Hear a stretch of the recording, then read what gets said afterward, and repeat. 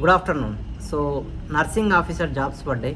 Staff selection కమిషన్లో 120 వరకు పోస్టులు ఉన్నాయి. జీతం 45,000 పైన. ఓకే, 10+2 ఇంటర్ అండ్ మరియు qualification in the nursing, BSc nursing ఉంది కదా అది. సో నర్సింగ్ ఆఫీసర్ అనేది చాలా మంచి జాబు.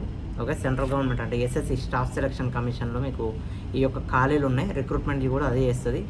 మీరు జిఎస్ స్టేట్లో నర్సింగ్ ఆఫీసర్స్ ఉన్నారు కదా, మీరు ఆల్రెడీ కొంచెం నర్సింగ్ చేసి ఉండి మీరు వేరు జాబ్స్ కోసం గవర్నమెంట్లోనూ ప్రైవేట్లోనూ ట్రై చేస్తుంటారు. ప్రైవేట్లో కూడా అక్కడక్కడ మీరు జాబ్ చేస్తూ ఉంటారు.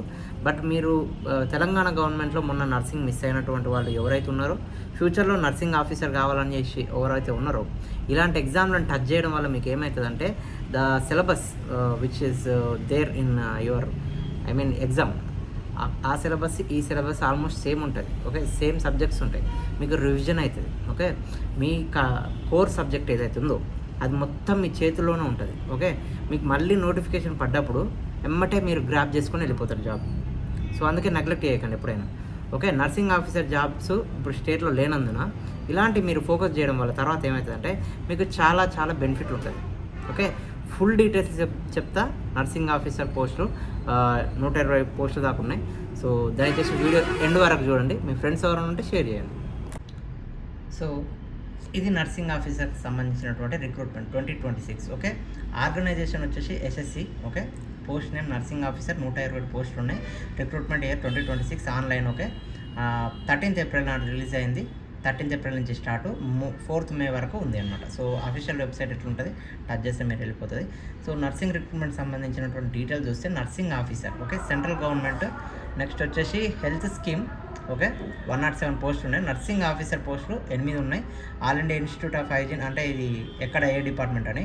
మళ్ళీ nursing officer, public health nursing officer. Okay, దీనికి సంబంధించిన డీటెయిల్స్ చూస్తే పోస్ట్ నేమ్ నర్సింగ్ ఆఫీసర్ పైన ఉన్నది కదా అదనమాట.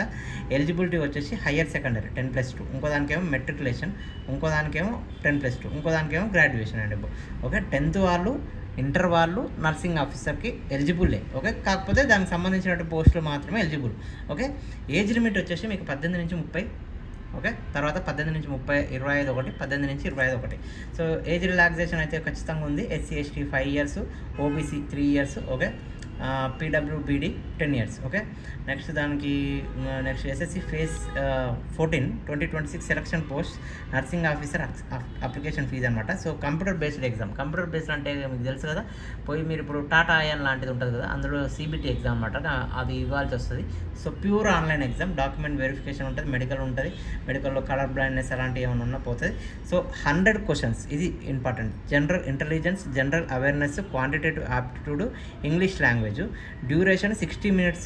ఓకే, 80 minutes ఫర్ స్క్రైబ్ అంటే వాళ్ళు ఉంటారు కదా వాళ్ళు. Next negative marking half mark పోతుంది for each wrong answer. Okay, మీకు అఫీషియల్ దాంట్లో కూడా చూపిస్తా మీకు ఏదైతే ఉందో, ఏది మన సిలబస్ చూడండి.